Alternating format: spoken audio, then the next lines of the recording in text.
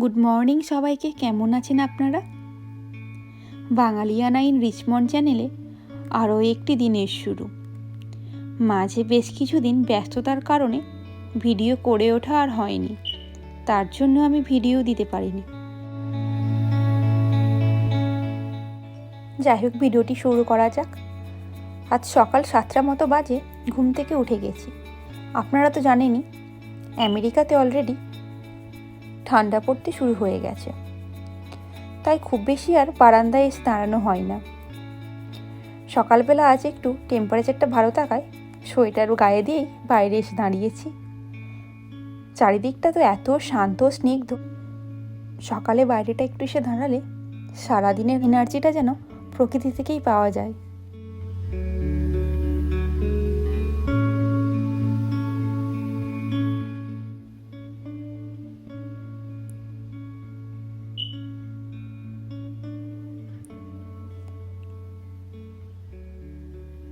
আমার সাথে সাথে ইনিও উঠে সোয়েটার না পরেই বাইরে চলে এসেছেন।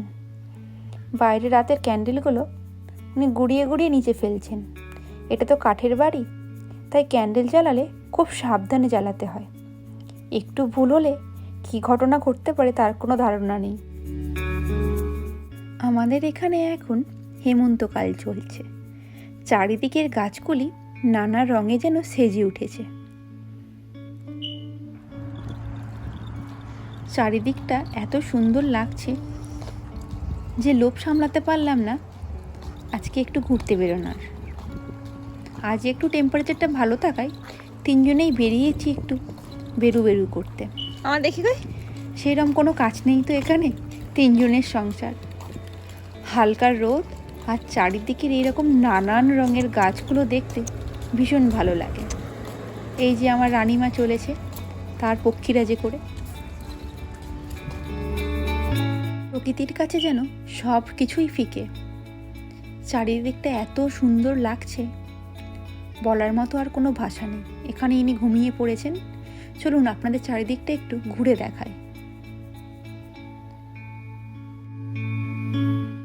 স্বয়ং ঈশ্বর যেন রামধনুর রং দিয়ে চারিদিকটা সাজিয়ে তুলেছেন। কত সুন্দরই না লাগছে দেখুন। গাছের পাতাগুলো পড়ে আছে, সেগুলোও যেন ভীষণ সুন্দর লাগছে, তাই না?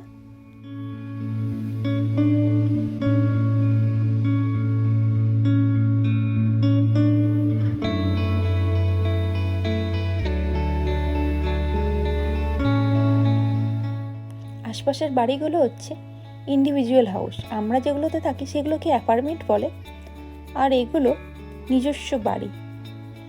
তাই এখানে লোকজনও তুলনামূলক আরও বেশি কম।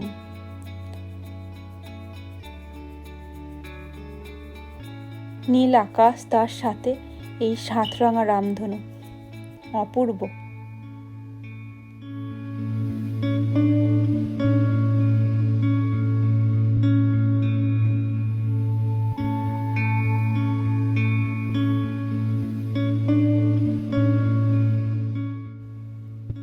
প্রায় অনেক দিন বাদে জানেন বাড়ির বাইরে বেরোলাম। চারিদিকটা এত সুন্দর লাগছে, দেখে মনটা সত্যিই ভালো হয়ে গেল।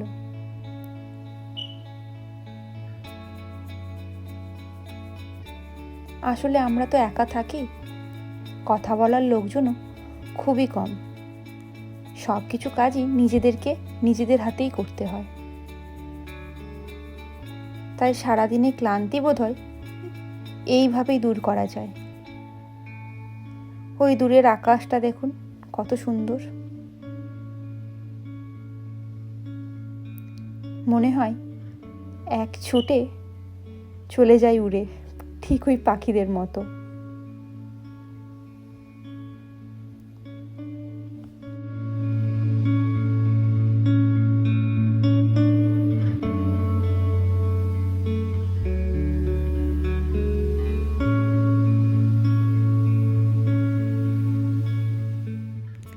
গিয়েছিলাম একটু কাজে, ভাবলাম আসার সময় একটু চারিদিকটা ঘুরে আপনাদের দেখাই, তাই ভিডিও করছিলাম।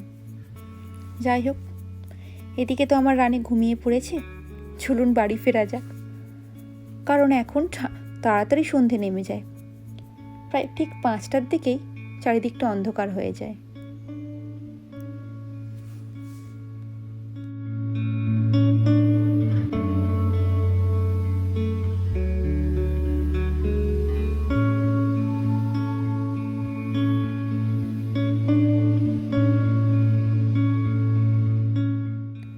বাড়ি এসে গেছি।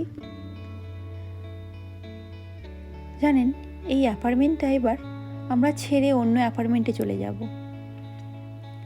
কারণ যখন এদেশে এসেছিলাম তখন রানী তো ছিল না, আমরা দুজনে ছিলাম, তাই ছোট রুমই নেওয়া হয়েছিল।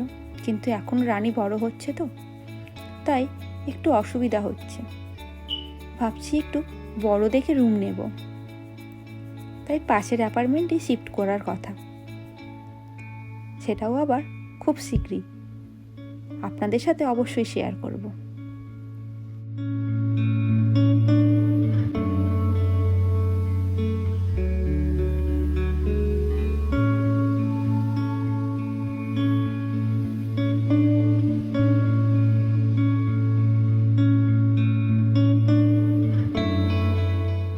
এই সময়টাতে এদেশে চারিদিকটা এত সুন্দর লাগে যে বলার মতো নয়। এত সুন্দর আকাশটা দেখুন, ওই দূরে রকেট যাচ্ছে দেখে ছোটবেলার কথা মনে হলো। ছোটবেলায় আমরা যখন মাঠে খেলতে যেতাম, কোনো রকেট বা এরোপ্লেন গেলে আমরা টাটা করতাম। কি তাই না বলুন? কত তাড়াতাড়ি যেন বড় হয়ে গেলাম। আকাশ সত্যিই তুমি অনন্ত।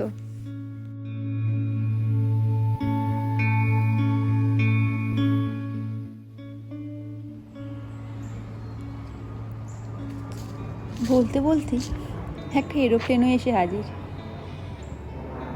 কোনো একদিন আমিও এইভাবেই এই দেশে এসেছিলাম, ওটাতে চড়ে। যখন খুব মন খারাপ হয় তখন মনে হয় ওটা ধরেই মায়ের কাছে চলে যায়। কিছু কিছু সময় সত্যি ভীষণ মন কেমন করে দেশের জন্য, দেশের মানুষগুলোর জন্য। আর ইনি তো এই দেশেরই, উনি তাই নিশ্চিন্তে ঘুমাচ্ছেন। যাই হোক, উনি ঘুমাক, আমি একাই উপরে যাই। ওর বাবা বলল, তুমি চলে যাও, ও উঠলে উপরে নিয়ে যাব। চলুন, বাড়ি এসে গেছি। যাই হোক, আরও একটা কথা, জানেন, এই দেশে আমি প্রথমবার দুর্গা ঠাকুর দেখেছি, কিন্তু শরীরটা খারাপ থাকার জন্য আমি ভিডিও করে উঠতে পারিনি। তাই আপনাদের সাথে ভাবলাম সেই সময়ের কয়েকটা ছবি শেয়ার করে নিই। আমার ভিডিওগুলি যদি আপনাদের ভালো লেগে থাকে তাহলে কমেন্ট করে আমাকে জানাতে ভুলবেন না। পারলে একটা লাইক আর শেয়ার করে দেবেন, আর সাবস্ক্রাইব করতে কিন্তু একদমই ভুলবেন না।